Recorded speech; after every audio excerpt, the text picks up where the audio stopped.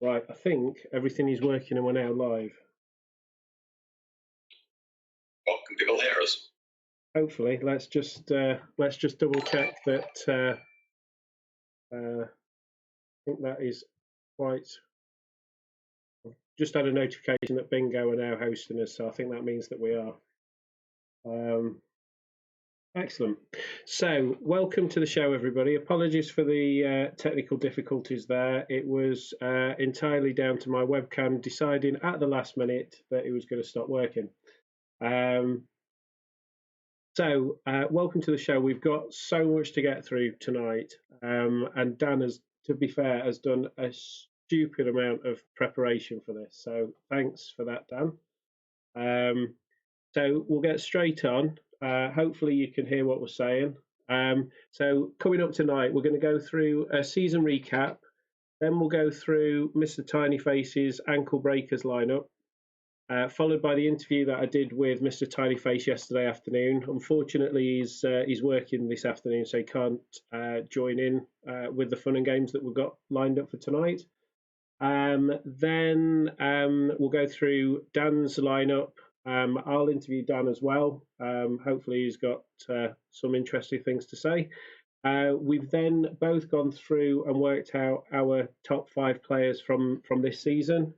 We'll then go through to go and announce all of the winners for the consolation prizes that was running over the last week or so, and then finally we'll finish up with doing the live draw with my new bingo machine, which is just here.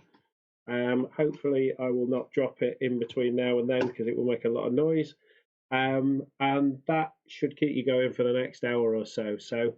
If we go through for the season 4 recap, I would just like to point out at this point that Dan has done all of these slides, so he's done all of the preparation for this and needs any congratulations that you feel are on offer. Equally, if you think they're crap, then they're his fault. So, Just to mention to Joe, because Joe's website has helped him a lot for this. Yeah. All the to take stats and stuff. It made it so much easier. That's right. I mean, it really is such a great tool, and anybody that doesn't look at it, I would recommend that you do, because it is such a great piece of information, certainly for us, definitely. So, I've just gone into performance mode, so hopefully that might make the stream a bit smoother as well. So, right, let's do the season recap. So let's start off with the Not division. So finalist number 1, Mr. Tinyface's ankle breakers came through this division, not unscathed. He lost the grudge match to Nate. Obviously, at that point, the league was all sewn up. But Dan, just do you want to give your update on what you thought the highlights of this division were? I think the highlight was that we both got this one right, so we get to backslap ourselves. Yeah, let's make a note of that, because I think that's about where it started and finished. I think we both got Face to win this division, and yeah, 5 wins in a row, and then kind of took the foot off the gas in his final game. Yeah, and it allowed Nate to sneak into the playoffs with his wolf, really, and his wolf, and then an assorted cast of hangers on. My friends. If we then move on to the N division, so this division was won by Zen and his Dark Elves, beating me in the grudge match to just edge me out of the playoffs on touchdown differential. And Blaine, who was leading the division for most of the season, actually ended up finishing 3rd. But yeah, he tried to make. He didn't lose out on touchdown differential. He lost that by a point. I thought I was level on points with Owuth. No. Oh, okay. Yeah, sorry. I thought you meant for actually winning the division. Yeah, for winning the division, but yeah, I missed out the playoffs on touchdown differential. Last season I missed out by 1 point. This season touchdown differential, and as I keep saying, next season it will be alphabetical order. If we then move on to the Jack division, which was the league of ex bingo champions. So obviously you came through that league again, not unscathed. It's exactly the same record that Mr. Tinyface has got. In that you won your first 5 and then lost the grudge match to Owoof, and that allowed him to sneak into the playoffs with his Ogres team. It was touch and go all the way through this league for everybody else. You'd ran away with it after about 3 games, I think. Yeah, I mean, places 2 to 6, there was all neck and neck. Week 5, I think anyone could have finished bottom, anyone could have finished second. But as Owoof likes to tell everyone, it was the fairy tale story. He lost his first 2 games and then went on a 4-game winning run. Absolutely, and the casualty differential there was quite impressive for him as well. If we move on to Man Division to finish off the regular season, so Pat Lanicus, his Oops All Chaos team, kind of ran away with this league, and he was the only team going into the Grudge Week matchup that actually didn't lose his final game, and he was the only unbeaten team through the regular season. And then, obviously, the Joyous Jerks, the Goblin team, just missing out on the playoffs with Goblins, which was quite impressive. And equally with Bungee Balls, with the Flings, again, were in contention for the playoffs till quite late on in the season. So, again, it was a really good division. Yeah, I mean, in this division, you had Halflings, you had Goblins. And I mean, the Halflings actually made quite a good playoff push. I think going into week 5, I think the Halflings were probably the only team with a realistic chance of actually toppling the KL. That's right. But they managed a couple of draws. Well, say only managed. They were the only team to manage draws against the Chaos, and they did it twice. Yeah, no, that's right. So moving on to the playoffs, obviously both yourself and Mr. Tinyface got the bye with being seeds 1 and 2. So we had in the first quarterfinal, it was the Pat Lanicus's Oops All Chaos versus Nate's Wolf. It was the Wolf. Was the Wolf out injured for that game, or was that his final match? No, that he was out for that match. So in his final game of the normal season, that's right. Yeah. So for the playoffs, the Khemri had to do without the best player. Yeah. And to be fair to Nate, it was his first season with the Chaos. The rest of the team hadn't got a level up between them. And he didn't do himself any disgrace in that quarterfinal, just a 1-0 at the end. And of course, in the other quarterfinal, Zen with his Dark Owls managed to turn over the Ogres with a fine 2-1 win. So both really good games as well. Nice. And then if we go on, sorry, Dan. Yeah, so I mean, both quarterfinals were dead close, and that carried on through into the semi-finals as well. Yeah, that's right. And as you say, into the semi-finals, you played against Pat Lanicus's Oops All Chaos, and to be fair, it looked at one point like you were out of it, and you, as always, you managed to just sneak yourself through somehow, some way. And across in the other semi-final, again, Zen put up a real tough performance against the Dwarves, and Mr. Tinyface just coming through towards the end as well. But I think it's fair to say that either of those semi-finals could have gone either way. Yeah, I mean, Pat Lanicus was really kind of he shouldn't have lost that. It came down to him. He misplayed one turn, so he rolled double both down.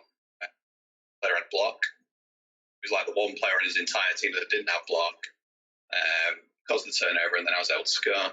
Yeah. But I mean, then before that, I did a stupid 5+ pass just because it was that came off.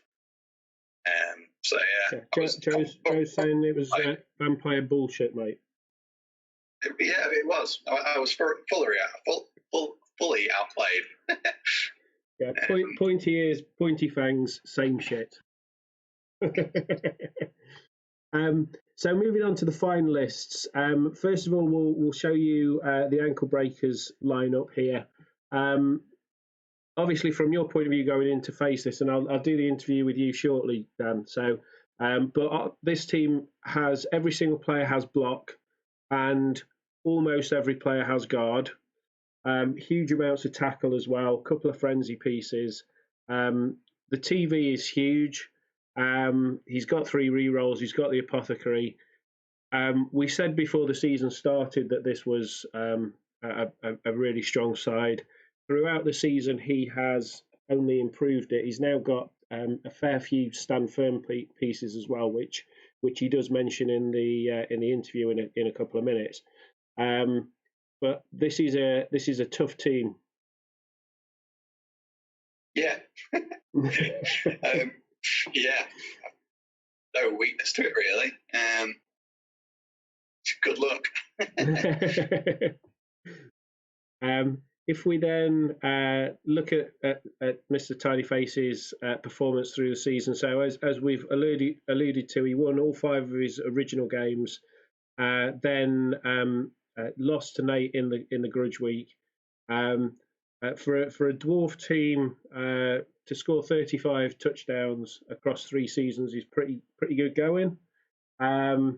He's got 20 passing yards, which is incredible for a dwarf team. Obviously, as expected, lots of running yards, lots of KOs. Across 3 seasons, he's got over 1,300 blocks. So that's some going. And 1,300 blocks, nearly 1,400 blocks. Yeah.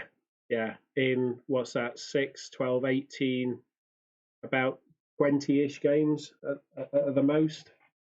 So my maths isn't good enough on a Monday night, Sunday night. I don't even know what day it is to work out how many that is a game, but it's a lot. So what I'm going to do now is switch across to the Mr. Tinyface interview. Dan, just so you're aware, we need to both be quiet, otherwise people will be able to hear us over the interview. So I'll switch across to that now. So thank you for joining me today.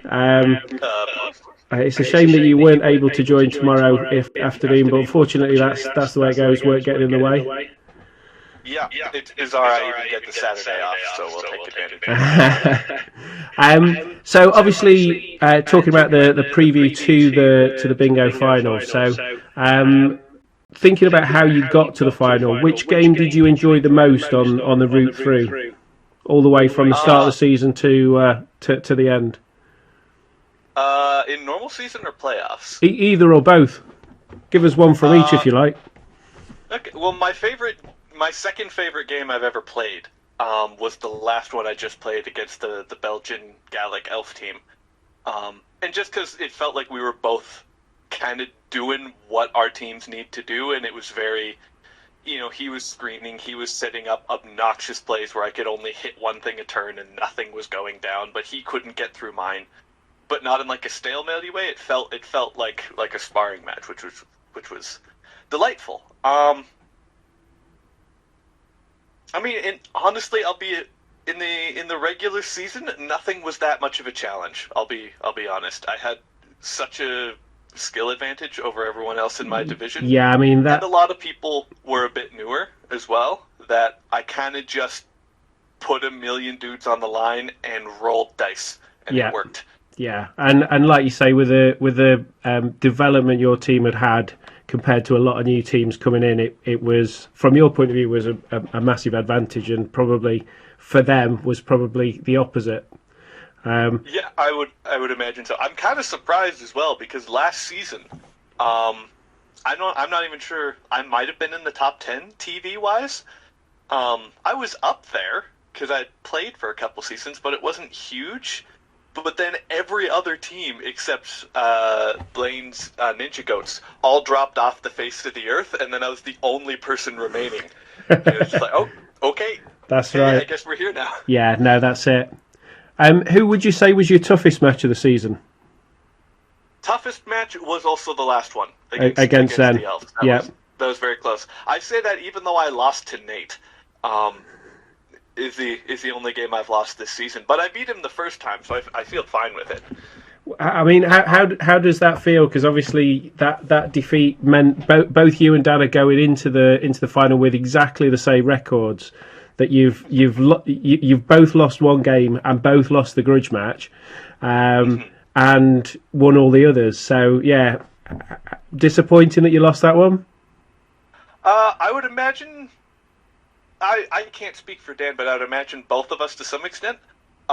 We had our playoff positions locked, and I was going into that grudge match like it wasn't that serious of a play. If I lost, it genuinely didn't matter, and if I won, cool. So I was 100% going into that match looking to get cheeky SPP and levels on my players. Yeah, that's the advantage of when you've got the division tied up like both of you had. It just gives you that freedom, doesn't it? Yeah, to just be a selfish prick.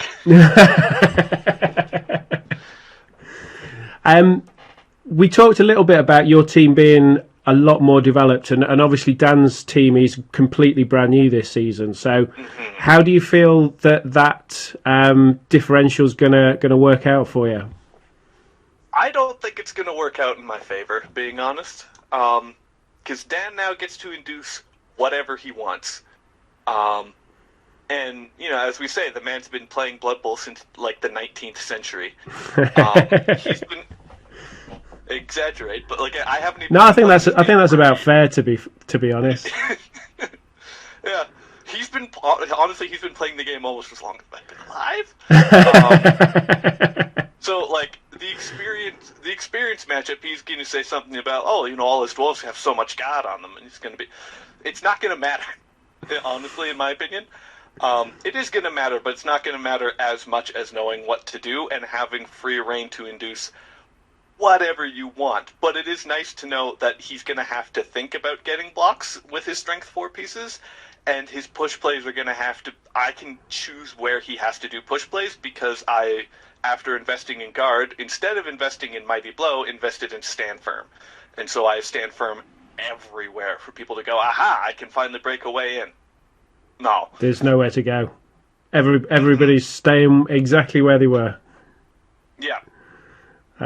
Which, I mean, they're dwarves, they're going to do that anyways. They just absolutely get to choose to do it. Yeah. So, how are you feeling about the final? Are you feeling confident? A little bit worried, or what's your thoughts? My thoughts are, it's going to kind of just depend on how early dice go in my mind. Because if everything goes completely evenly, I would imagine Dan would win just by proxy of him honestly being a better player than me, and being a more experienced player than me. But that doesn't mean that I'm helpless. I can still set up well and whatnot. It's hard to say. If he gets a cheeky touchdown a couple of turns in and then manages to turn over the ball for the second half, I'm dwarves. I'm kind of hooped. But if I can take out a couple of thralls really early and keep kind of putting that pressure on him, then we'll be decent. I've been specifically for the past like 2 or 3 weeks kind of periodically looking for what exactly do you do against vampires? Because it's rare to get a person who knows what they're doing with vampires, but you have to play against them.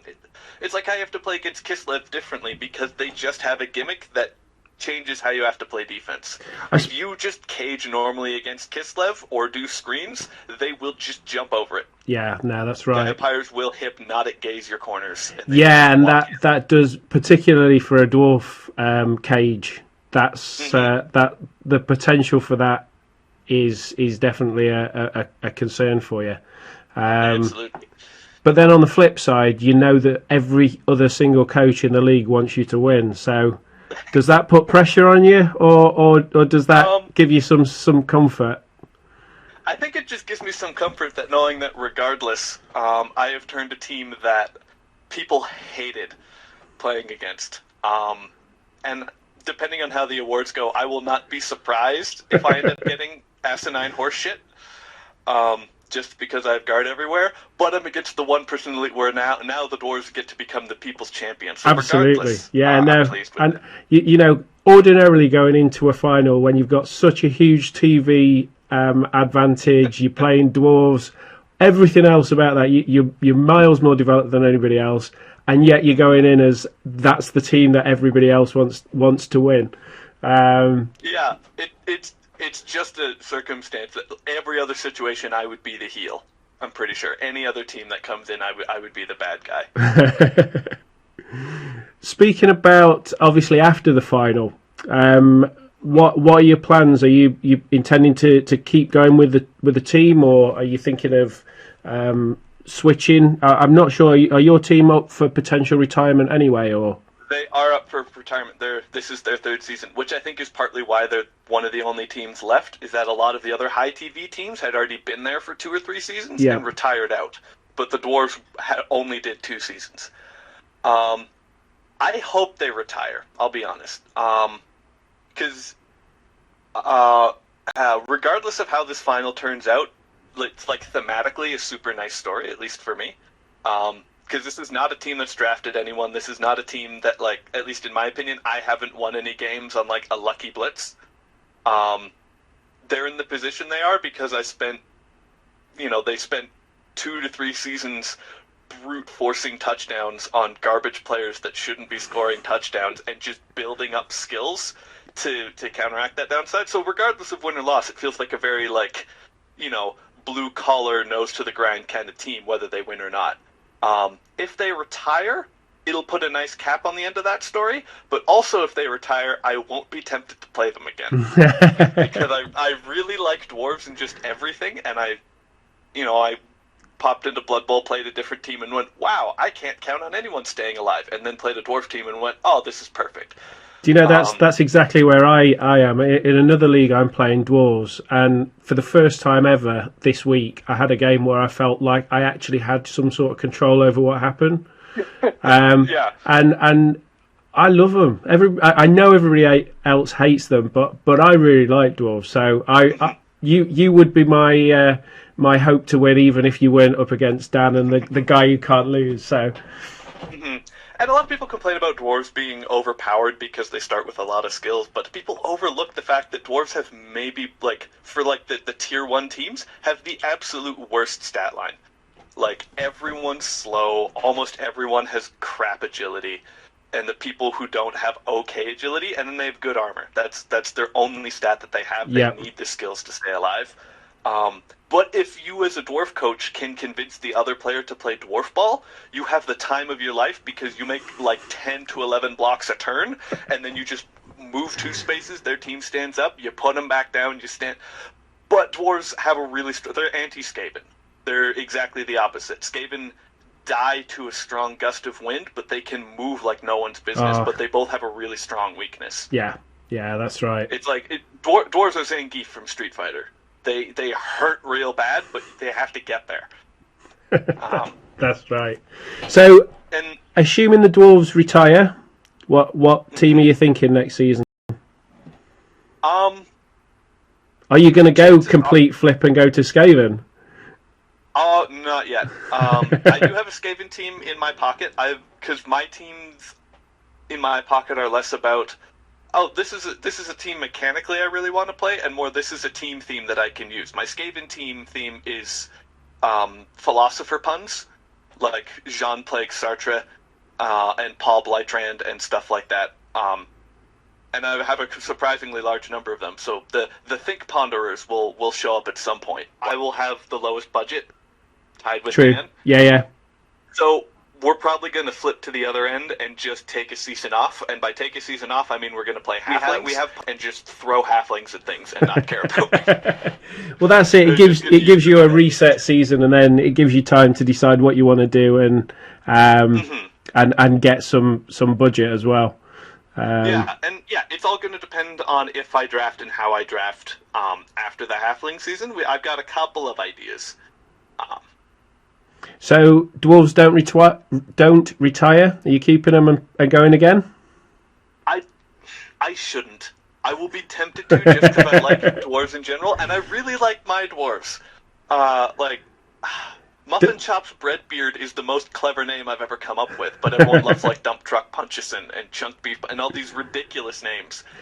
And they're really fun to play because they're really good at what they do, but I should let them go. I shouldn't be that one guy that holds on to a 2000 TV team when no one else is even close. But that's the other dilemma, though, isn't it? Because if you let them go, then you can potentially be coming up against them.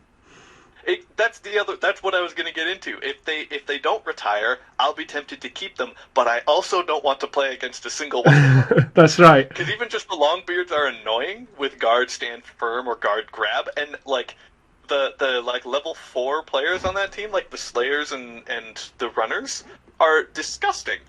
Like, even just on one team, it's like, oh, here's a Slayer, he is Dauntless, he's going to hit whatever he wants for free with Mighty Blow, Guard, Stand Firm, and Tackle. And it's just gross. Thank you very much for joining me, and obviously giving us your take on it. And have you got anything you would like to say before the match to Dan and to everybody else watching? I don't know which order these are going in on the show. Whether my section is first or whether Dan's section is first. But I'm expecting him to very casually downplay what his team can do and what he can do. And I'm interested to hear if he lets loose what he's going to do with his inducements, but I imagine he won't, so that I don't have a chance to plan around them. I guess that's probably true. I mean, he's got so many choices on the inducements, hasn't he? That's the thing. Mm-hmm. He doesn't have star players, which is huge, but he does have mercs. I wouldn't be surprised to see a couple of mummies show up even if he needs them. I don't think he would go with those. He'd go with something with agility 4. But something's going to crop up. But I'm expecting him to subtly and in his throw a curveball at the end. English accent downplay exactly what he can do. But regardless. Mm-hmm. Any trash talk? Pretend you're on WWE before the bout? Maybe, I don't know. I'm usually not super into that kind of thing because I like being friends with people. But on one hand, my only dwarf death was against an AI vampire team that had absolutely nonsensical rules. So some of it's a little bit personal. I'm gonna just find a thrall that looks like the other thrall, and I'm just gonna kill it, and then I'm gonna kill all his friends for Flip Thundercloak. That sounds good. I'm cutting everything else out, and that's all that's staying in. But no, thanks again for joining me, mate. And of course, thank you for having me. Good luck for the final. We'll all be tuning in and definitely cheering you on. People's champion, you heard it here first. That's a surprise, but I'll take it.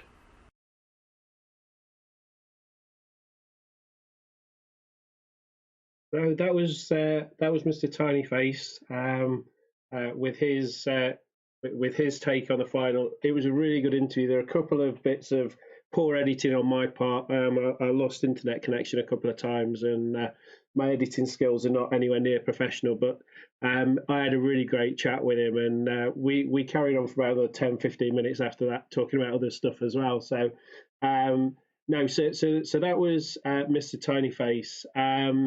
We now move on to Dan, and obviously Mr. Tinyface's opponent for the final. So we've got the Bayern Munich team up on the screen. So Dan, I'll let you talk us through your team.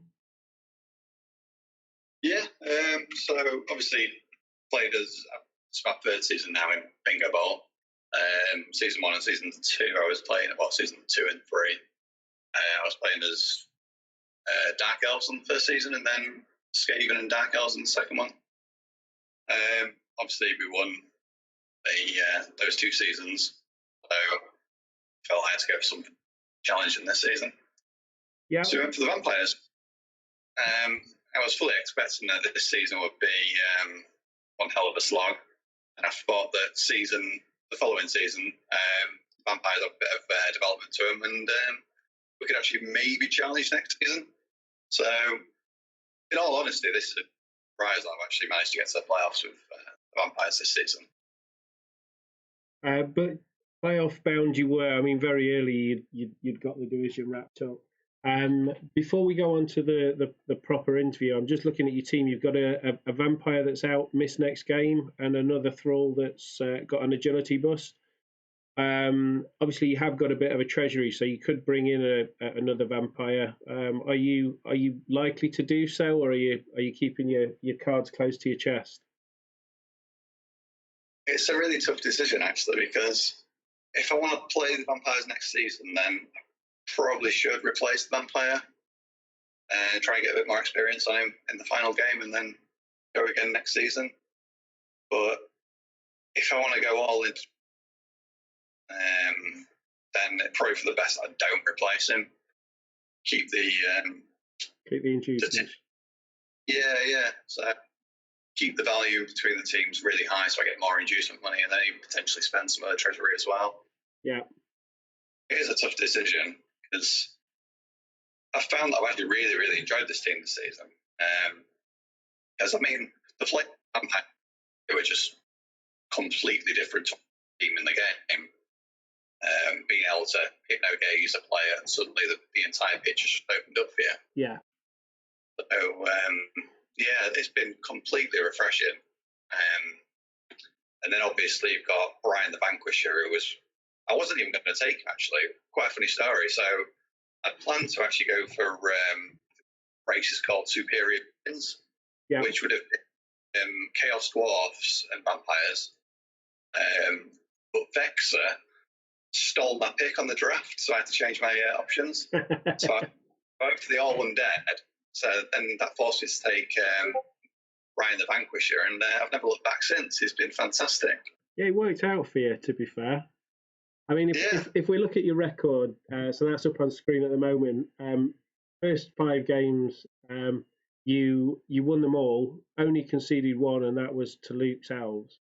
Grudge match didn't go so well for you. I mean, that I was streaming that game, and first hit an injury, second hit another injury. I think it was. It from your point of view, it was brutal. And obviously, I suppose from your point of view, you were protecting your players a little bit to get through to the playoffs. But I mean, looking at your record there, you've got in one season you're averaging 2 scores a game. You've done pretty well. You've got 21 casualties across 7 matches, 2 kills as well. It's you've injured 93 players in 7 games, which is just incredible. I've got a feeling that injured players is my own players. Oh, right, okay. Whereas injuries inflicted near the top, that's the ones I've done. Oh, that would make more sense. Even so, I mean that makes it worse because you got 113. It includes any armor breaks. Yeah. But yeah, Brian the Vanquisher has accounted for at least half of those on his own. Yeah, so I've clicked onto the next screen and I shouldn't have done so. We'll just leave that up on screen for now. But let's go through the questions that I've got written for you, because this was actually some preparation that I did actually do. So, which game did you enjoy most on the route to the final? Probably game 1, just learning how to play vampires in the first place. So game 1 was against Ogres, who again, he was probably playing as Ogres for one of the first times ever as well, I imagine. Yeah. And it was quite a back and forth game. I think we both was able to sack each other. So yeah, it was heaps of fun. But then every single game of the season's been dead fun for me. They're always more fun when you win, mate. Toughest match? Definitely the semi-final. Yeah. I should. There's no way I should have won that. Pat, if you're watching, Ben's pretty much saying you could have been in his place having to put up with all these stupid questions that I'm firing at. Yeah. I mean, comparing your team to Mr. Tinyface's team, obviously he is extremely experienced. 3 years in development. Yours is fairly new. I mean, obviously you have had a fair few level ups, but how have you gone about developing the team? So I try my best to just put all of the SPP on the vampires. Mm-hmm. I've always avoided trying to score on the Thralls. Wherever I can help it, it's always just been get it on the vampires, get the vampires to score. But then in terms of blocking and blitzing, Brian the Vanquish is quite precious when it comes to the blitz, so he tends to take all of that SPP. Yeah, I mean we'll go through his stats in a few minutes, but how do you think the final's going to go? Obviously, you've heard Mr. Tinyface's comments as well, but what's your take on how it all pan out? It'll be tense, and I suspect it'll be 1-0 to either team. I mean, Dwarfs have got to be the favourites for it, I suspect. But that's not to say I've not got chances though, because like you hinted at, Hypno Gaze can. If all he needs to do is make one wrong move, and the vampires can be in there. Yeah, that's right.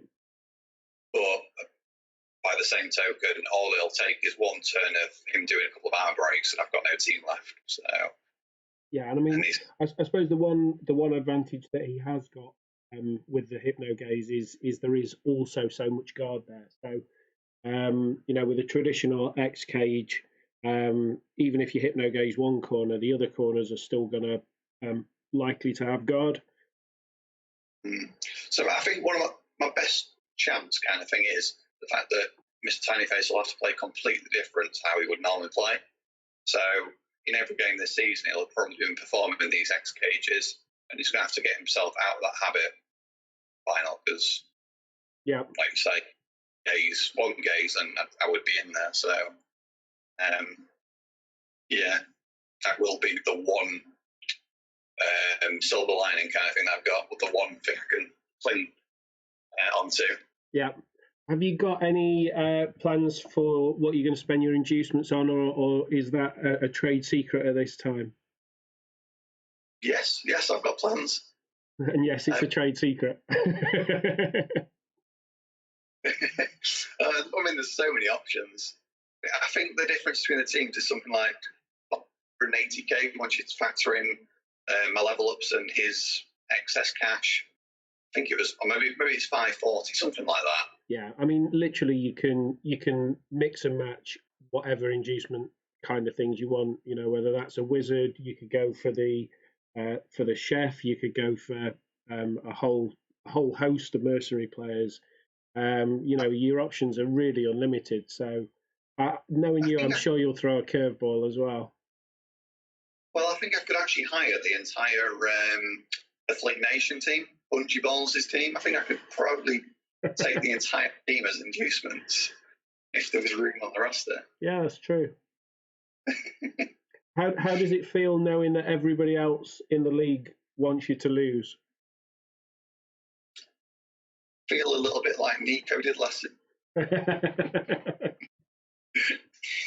I'm sorry, Nico. That's fair enough. So, no matter what the result, have you got sort of in your mind what your plans are for next season yet, or is it result dependent, or where's your thoughts at? I don't know. I'm really, really torn, because the original plan of the season was playing vampires for 2 seasons. Season 1 would just be get a bit of SPP under my belt, have a few practice games with them, and then go again next season and hopefully challenge. Mm-hmm. And then obviously this has happened, and it's like, well, do I really want to play the same team twice, particularly if I was to win? And I don't know if I'd want to play them again. But I've been such great fun with them. And Brian, he's already started to make a legacy now, so I kind of really need to see that through for him. If you weren't to carry on playing them, what kind of teams would you be considering? because again, similar to Mr. Tinyface, your salary is going to be very low. So does that affect your decision as to who you go for? I'd have to take a team that Vanquisher could carry on, so I could carry on his legacy. Yeah, that's fair enough. Yeah, maybe Khemri, or maybe probably Khemri, I guess. That's an interesting choice. Like Khemri. Trash talking from you. Have you got anything you want to say to Dan or the rest of the league before the match? I've got nothing I want to say to myself other than play better. No, I mean, in a way, a weird position because it would be good for the league if someone else wins it. So, yeah, I just want it to be a good game. Excellent. I think all of us do. I mean, obviously, a little bit of tongue-in-cheek that everybody wants Mr. Tinyface to win and you to lose. But from the comments during Mr. Tinyface's interview, literally everybody just wants to have a much more competitive final than happened last time, which it kind of ended up being a bit of a damp squib, but circumstances meant that it wasn't quite the matchup we were expecting. So, but yeah. So, anything else you'd like to say before we move on to our player awards? No, let's get going because I've got this pizza coming. That's great. What time's it coming? What time do we need to be done by? Oh, we've got plenty of time. 8:30 it's coming. Oh, we got loads of time. So, we thought it would be a good idea to come up with our player of the seasons. So we didn't agree on very much, so we came up with our own lists. So my choice was Marcel Ozurip as my number 5th place. He was a Skaven Blitzer. The reason I chose him was purely from the number of turnovers that he got. To get 12 turnovers in 5 games, I just thought was an incredible stat. And Eggers did a cracking job to get that many turnovers with him. Obviously, you didn't agree on that one, Dan, so you went for Jake Teabags. Yeah, so just to give a bit of context to this. So before, when we were doing the planning for this, I said to you, let's pick 5 players that we think is the top 5 players in the league this season. And it's purely based on this season's performance. Yeah. And we didn't agree any kind of criteria. It was literally just to our own, pick 5 players. There was no pre-discussions on, I'm going to pick this guy or like that. It was just literally just pick your own 5 and then we'll compare at the end. And I think as we go through, you'll see that we don't agree on very much at all. That's right. I have gone in a similar kind of vein to you for my 5th place pick. So I went for Jake Teabags, who had an incredible stat in that he's played 6 games and he sustained 6 injuries and he's still playing. I'm pretty certain he's still alive and he is possibly available for next season. That is impressive. I mean, I've had. I believe. Go on. He had 2 injuries in the same game, possibly. I wasn't able to verify it, but I'm fairly certain that's what happened. Well, that's pretty impressive. I mean, I've known players who've been KO'd and then come back on and immediately got KO'd again and repeatedly. But to have got 2 injuries in one match is impressive. Well, that happened in the semi-final as well. Dwarf, who was on the Oops All Chaos team, he actually died. And so I resurrected him for my team. Okay. And then, I don't know if he died again or if he got injured. Then he got resurrected a 3rd time or a 2nd time. Excellent. Come back. Yeah. Moving on to number 4. So I went for one of Miko's treemen. I didn't go for the piling on one. I went for the one that threw 58 blocks, got 20 armor breaks and 6 casualties, including 2 trees, which I think is to get two kills in 6 games is pretty impressive. You also went for one of Miko's players, but you went for a fling. It's so stupid when you put it like that. But yes, I did go for a Welby Pearson. He had a fantastic season. Played all 6 games. Scored twice. Surfed a player, and you know how much I like surfing. Yeah. And he only suffered 3 knockouts. He only got injured 3 times, and he only suffered 3 turnovers. That is absolutely fantastic for a halfling. It is. And I think he's levelled up, so he is available on the draft next season if Miko Yan decides to release him. So, I mean, I suggest that whoever's got number 1 pick probably takes a look at him. Well, you heard it here first. Number 1 pick, a fling. I guess I'm going to make a wild prediction here that doesn't pan out. Moving on to 3rd place, I've gone for the Goblin Chainsaw Calamity E. Garrity. Apart from the fact that his name's brilliant, he managed again. You can see where I'm going with this. I like the players who cause the deaths. He got another 2 kills, and I don't think he threw a block. I think every single one of his stuns, KOs, and deaths were all caused by the chainsaw. I don't think I need to say any more. It's all about who gets the kills for me. There certainly is a theme with your picks, isn't there? Yeah. This is why I don't make it to the playoffs, because I get distracted by all the blood part of the bowl as opposed to the scoring part of the bowl. On the other hand, you've gone for an elf. Yes, yeah, Boudica. I mean, it's not quite Loz, who was one of my players for the previous 2 seasons. She holds the all-time record for the number of serves. I think she got 17 over the seasons. Yeah. But I've spotted Boudica, who's got quite some talent.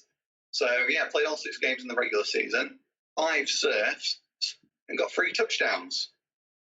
Do you remember any of the touchdowns there, Harry? I do remember one of them. I also know that this player is only in this, the number of serves and the total number of touchdowns was purely coincidental. You went on a quest to find who knocked me out, and then found stats that made her fit into the season. And I don't have any objection to that. I think that's perfectly fair and reasonable. And if it ever happens in reverse, I shall do the same.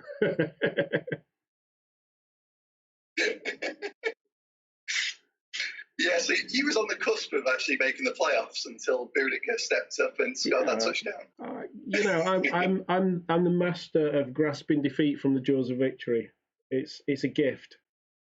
I'm going to move on now. So my number 2 pick was our president's gutter runner, Bruce Bryan, who scored 8 touchdowns in 6 games. So I did actually look at touchdown differential at one point.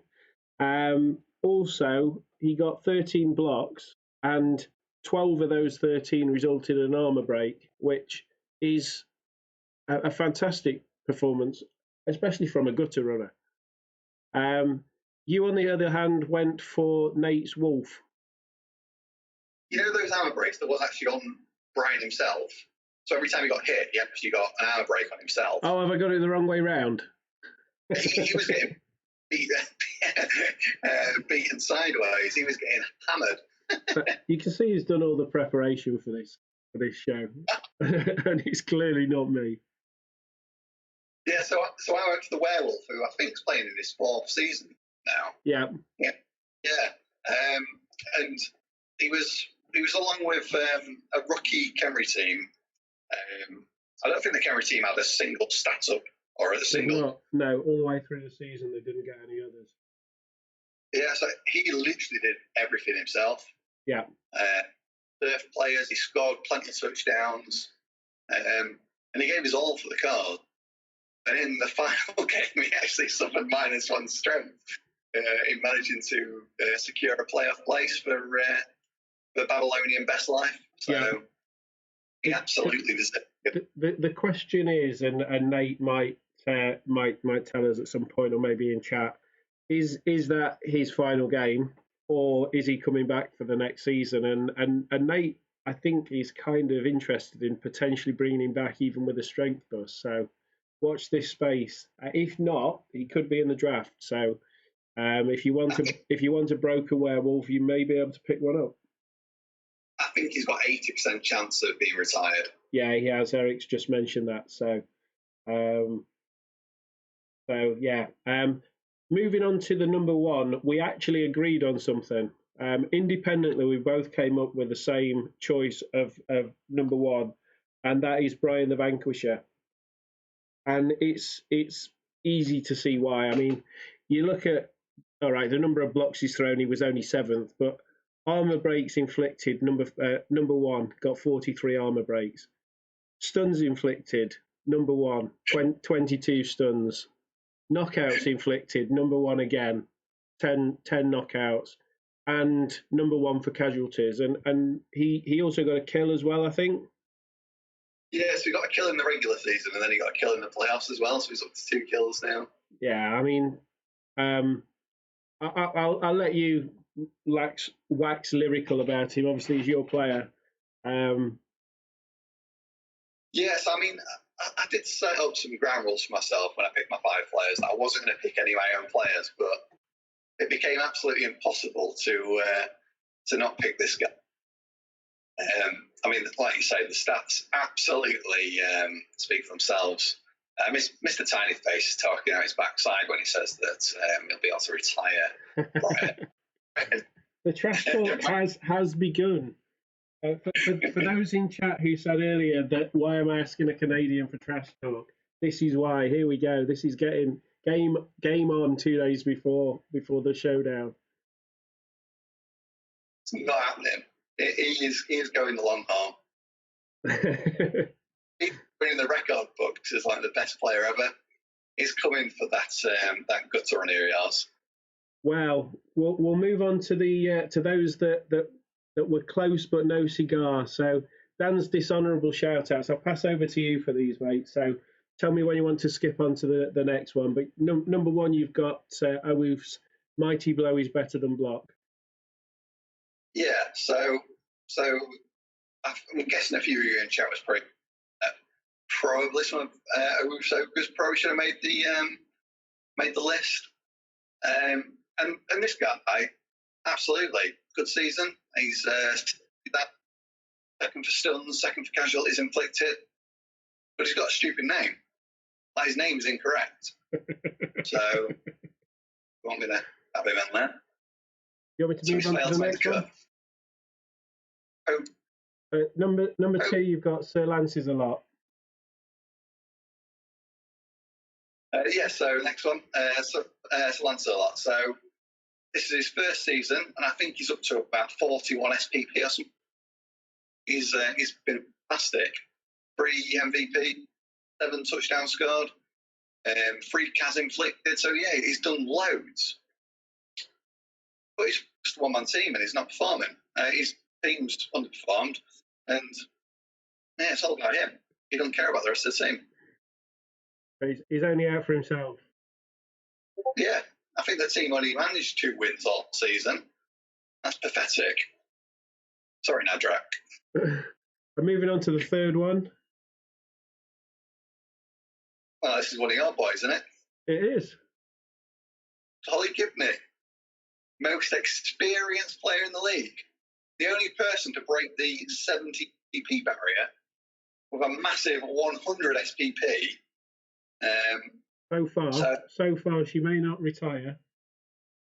So Holly has played for 3 seasons now. How many appearances in the playoffs has she made? Well, it's a very round number.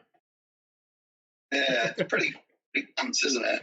Well, the thing is, I've said this before. Holly is a star player in an unfashionable team. She's the Matt Letizia of Blood Bowl.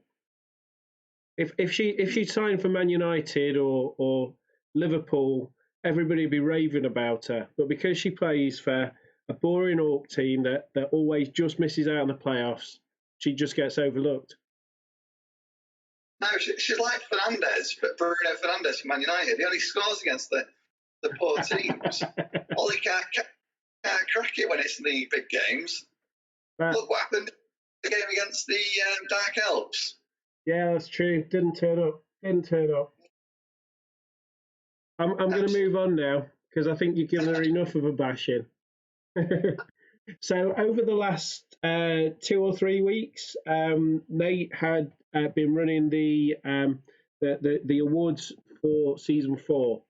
So for all the categories, I believe there were a lot of votes cast. I think the vast majority of the league did take part, I believe. So so I think 70% of the league participated in the nominations. So, which is fantastic. It just shows how good the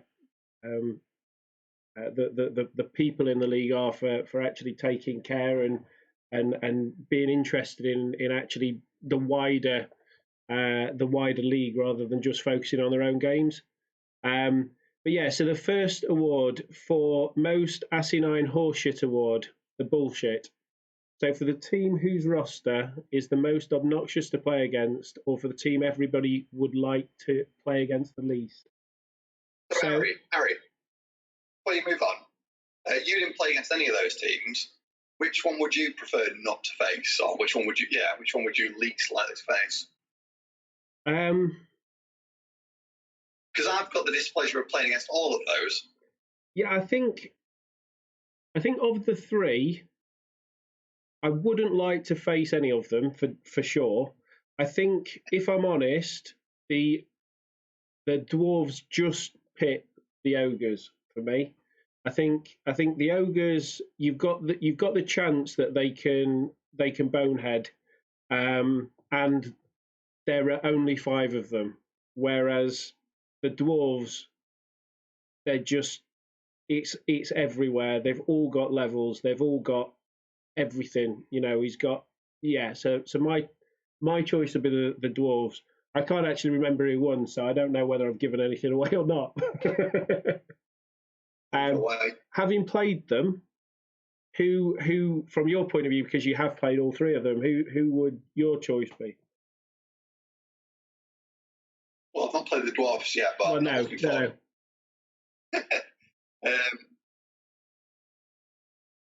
I remember who I voted for, to be honest. Trying to avoid for anyone that made the playoff. Might have made an exception. Still gone for the dwarfs. Yeah. Well, I can reveal that the winner is the dwarves. So congratulations to Mr. Tinyface. You did say in the interview that you thought you might win it, and indeed you have. So moving on to the next award, Nuffle's Accursed Book Monkeys Award. For the team most relentlessly fucked over by the game for no good reason. And we've got 3 really good on the short list here. So we've got Quebec Nordiques with Vexer. He's got armor value 9 orcs. And that armor value 9 is like polystyrene. 15 players injured in 6 games. And he was the only team not to register a win. And it's hardly a surprise when all of your team are injured all the time. Just dissolve. It's just frightening. I mean, I always moan about my orcs, but my black orcs, get injured a lot. But in comparison to that, it's just 15 injuries is just ridiculous. But then we move on. Go on, sorry, mate. I said my heart really goes out to this next team. So Nuffle Black, Strength 5 Vampire. I'd even started eyeing it up, thinking, will I be able to recruit this guy next season if he ditches them? And then he goes and dies. Yeah. 25 casualties sustained. His Blodge Flesh Golem also died, and then his other vampire died as well. So we had a vampire team playing without any vampires in the team at all. It was just horrendous for Isaac Schilder. And the last choice is some would say this is an interesting one. So Luke with his wood elves. first season in bingo, and he gets drawn in Jack division, which is I'm not saying it's the hardest division because I think all divisions are equally difficult. But when you've got two of the previous bingo Blood Bowl champions in the league, and all of the previous playoff coaches are also in that division, it's a tough introduction to the league, Dan. Yeah, so Luke's only just started playing Blood Bowl in the last couple of months or so, really. Yeah, he's just said he had less than 10 games under his belt, and he's suddenly faced with all these monsters. And he went with elves as well, which an elven matchup against ogres is not going to be a happy place for the elves. I don't know what he's got playing at. He got to play against vampires, he got to play against ogres, he got to play against halflings.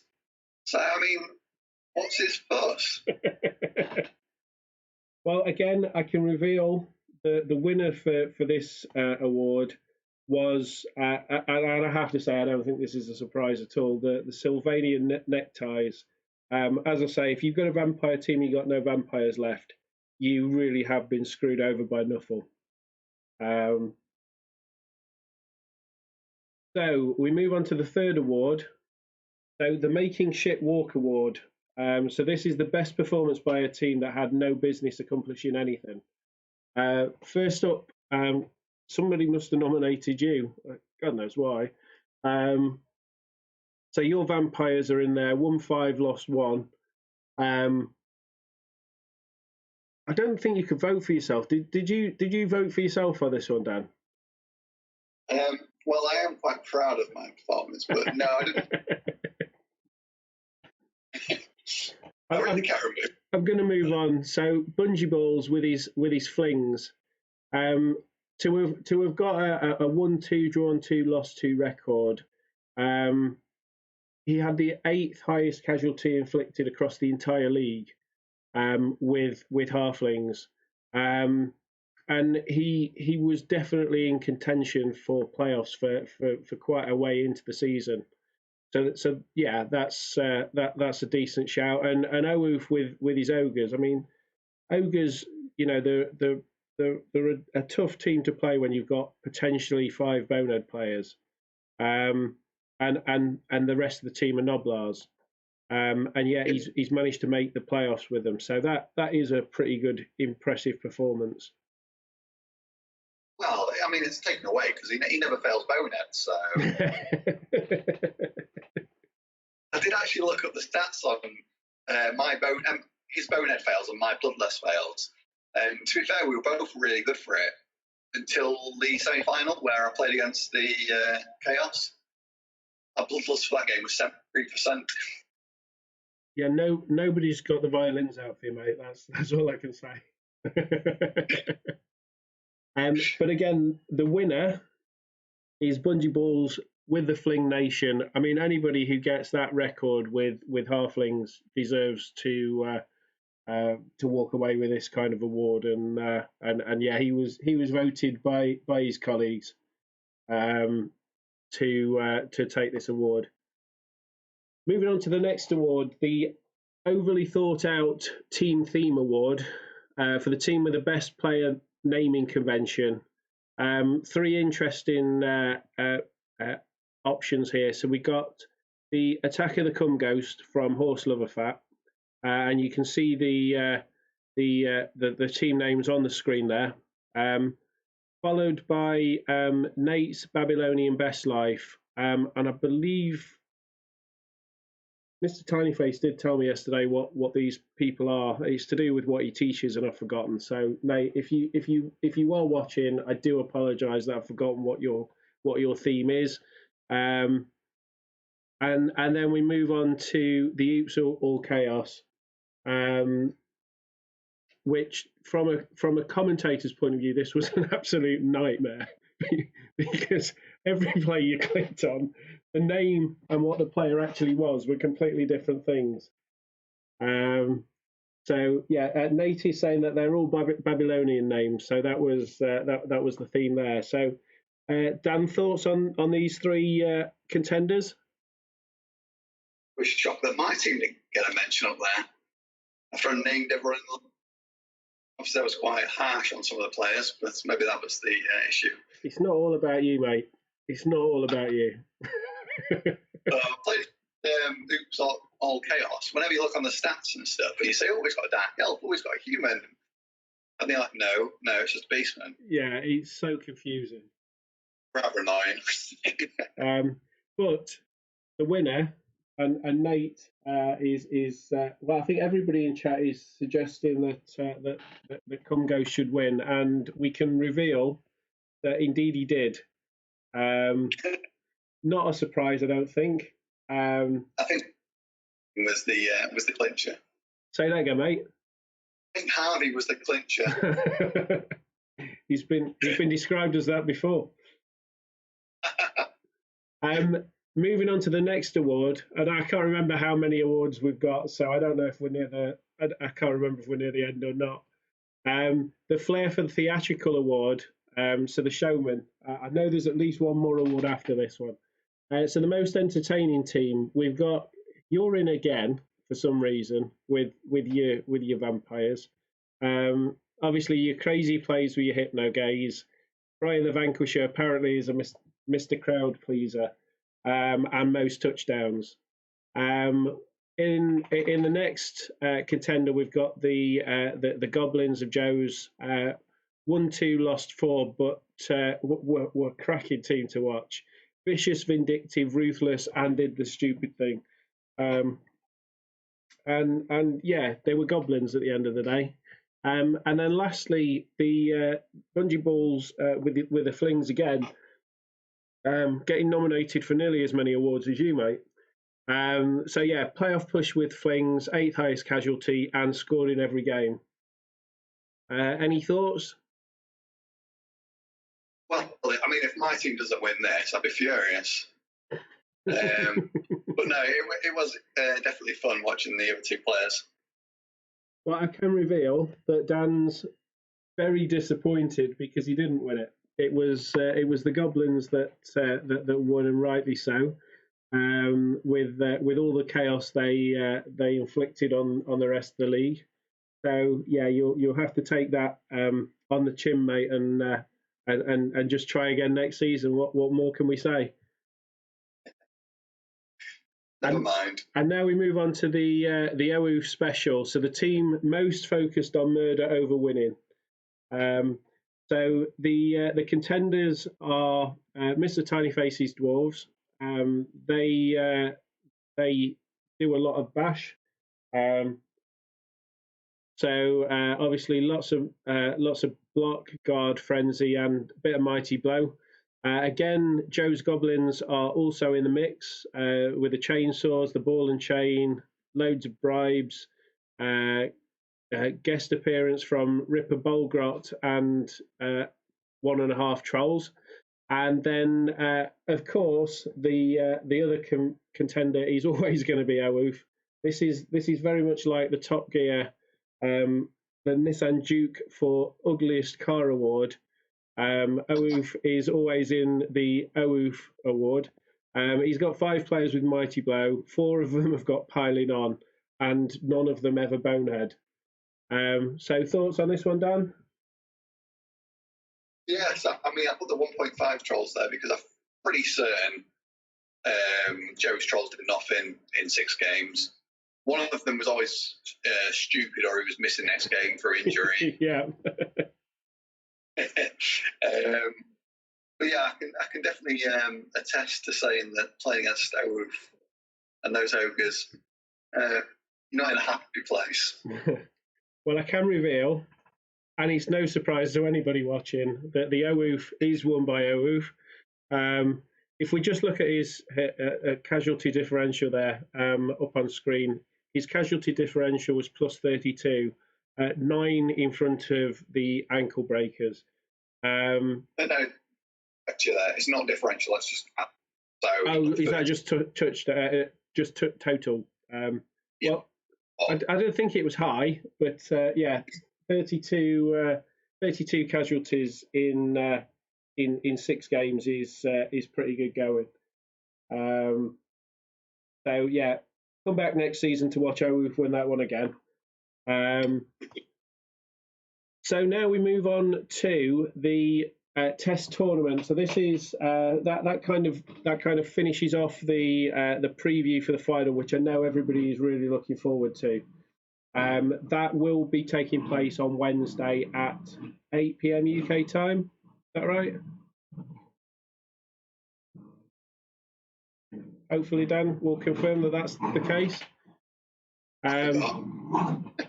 Sorry, my dogs are joining in.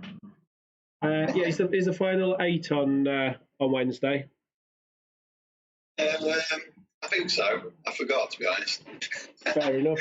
Well, the final is on Wednesday. I will be streaming it. So, yeah, Luke's saying that you've got no idea when it is because you're just concentrating on your pizza. Well, that text message is going to arrive in the next few minutes. Okay. Yes, UK time. Excellent. So anybody who has got a better understanding of time zones can work out the times in other places. But yeah, that is definitely one not to be missed. But I'm now moving on to the test tournament. So the plan is that later in the summer that we'll have some proper tournaments and we'll have a bit more notice before them so that people are free and able to take part. I think we've got 9 people in this one. One can't make the first game and 2 of them can't make the last game. So it may be a case that I have to do this setting up as friendlies and have I'll do a random draw rather than the Blood Bowl 2 thing working it all out for us. But the plan is that we just have a good laugh, play some Blood Bowl and see what happens. So up on the screen are the rules for those people who are taking part. It is also pinned in the tournament channel as well. So what the plan is now is to each of the coaches has picked three teams that they are happy to play. I'm going to draw them out essentially using my bingo machine, which is just here. So if you pull out, I've got 30 balls in the machine. If ball 1 to 10 comes out, you get your first choice. 11 to 20, you get your second choice, and 21 to 30. Okay, so people are now telling me that they've changed their choices. So I shall continue with the draw for what they've come, and then we'll sort out who's actually playing what at the aim.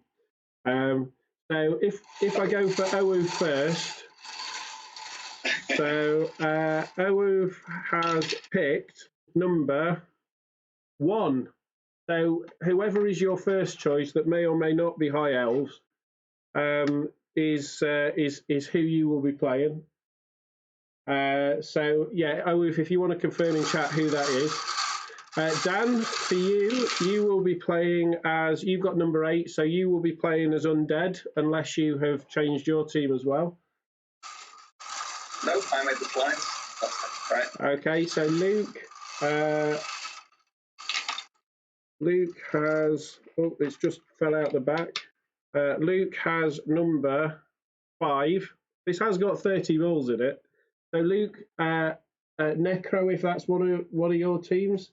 Owu's playing Kislev. Dan, can you write these down for me so I've got them? I am. Lovely. So next up is me. And what have I got? I've got number 6. This is ridiculous. So I'm playing Dark Elves. Ghost, if you're watching. I've not seen you commenting on chat, but Ghost has got number 10. So Ghost also has his first choice, which is Dwarves. I can't believe this is coming out like this. Brandy, if you're watching, I'm going to hope that you haven't got a low-digit number for a change. You've got number 21. So Brandy will be playing Humans. Giants are. I hope people watching are having as much fun as I am with this. I'm dropping them on the floor now. So Jones has got number 4. So again, we'll have his first team, which is Lizards.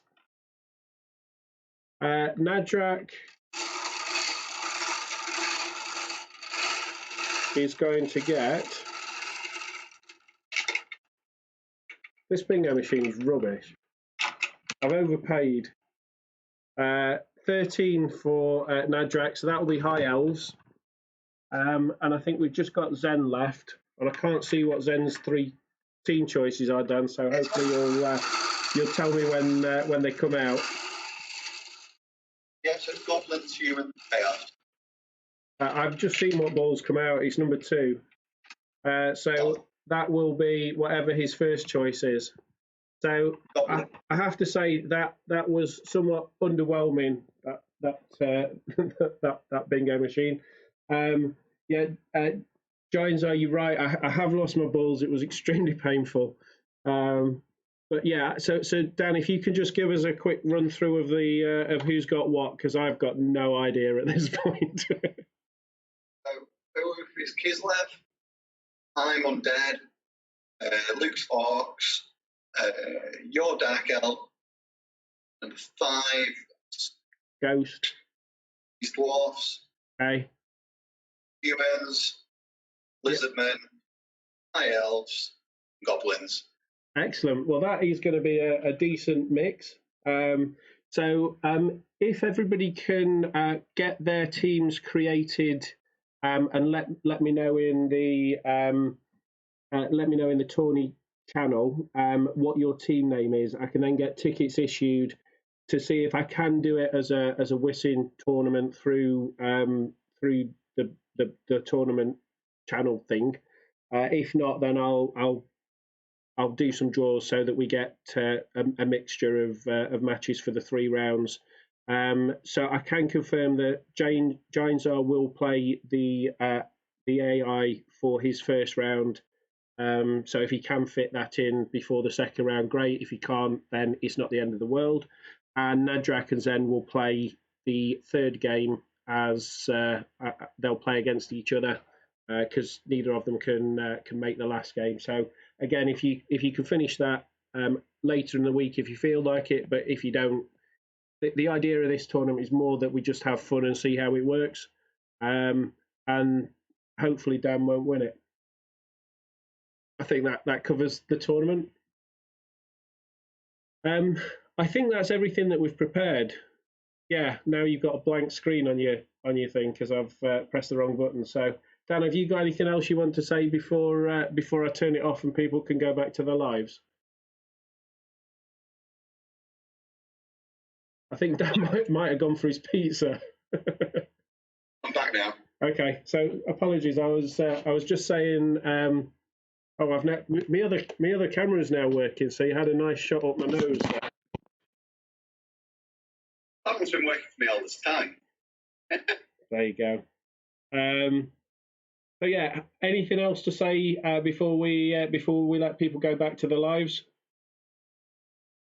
No, I was just annoyed that the pizza guys messed up. Well, there you go, guys.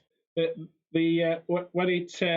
it comes to it, the show kind of went okay after the dodgy start, but the thing to take away is I'm afraid I can't do that for you. Is there's Siri's talking to me. Dan's pizza went wrong, and that's the takeaway from everything else. So thank you all for watching. Hope it was fun. It was fun from my point of view, even if you hated it, to be fair. So we will see you all again on Wednesday for the final.